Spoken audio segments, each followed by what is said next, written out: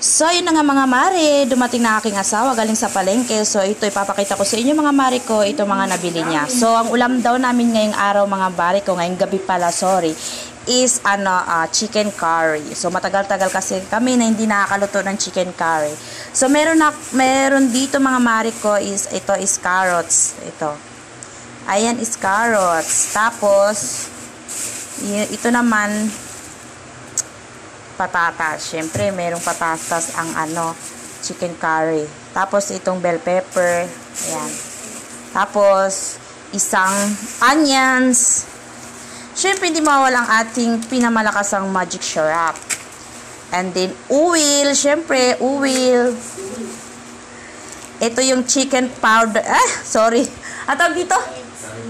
Ito pala, sorry. Curry powder. Ayan. Tapos, meron tayong pamintang buo. And then, syempre, hindi magiging chicken curry pag walang gata. Diba? O, ito yung gata natin, mga mare ko. Ayan. So, 2 piga ang ating gata. So, syempre, ito ang chicken. Mamaya-maya, ugasan natin yan. So, dito na lang mga mare ko. Sa susunod ulit. Bye-bye!